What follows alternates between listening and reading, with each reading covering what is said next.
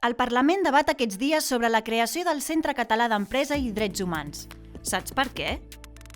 Les grans multinacionals del nord global externalitzen la seva producció a territoris del sud global, on la regulació els permet actuar impunament.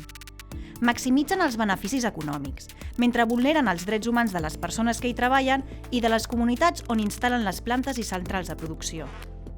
La web Alerta DH recull desenes d'investigacions que indiquen que l'activitat de grans corporacions amb vinculació a Catalunya ha tingut impactes negatius en la vida de centenars de dones.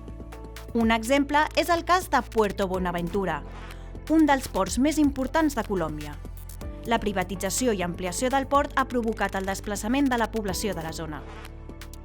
Moltes dones a Puerto Buenaventura es dedicaven a una feina mil·lenària de recollida de mol·luscs. Ara, no tenen accés a la feina, estan exposades a més explotació laboral i, a més, han perdut la seva llar. Des que una empresa transnacional va arribar, han augmentat les desaparicions, els feminicidis, el racisme i la violència sexual.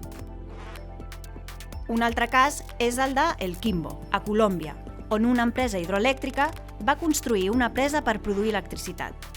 Aquesta zona havia estat prèviament declarada Reserva Forestal Protectora de l'Amazonia i reconeguda com a zona d'alt risc sísmic. A causa de l'activitat de la companyia, la qualitat de l'aigua i l'aire s'ha deteriorat. Pobles sencers han quedat sota l'aigua i s'ha restringit l'accés al riu.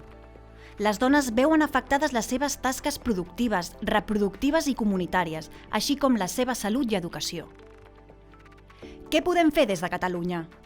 Assegurar-nos que cap empresa que hagi vulnerat els drets humans de les dones sigui contractada pel govern.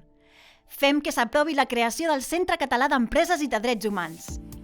Entra a www.alertadh.org i signa el manifest de suport a la creació del centre. Diguem sí al centre!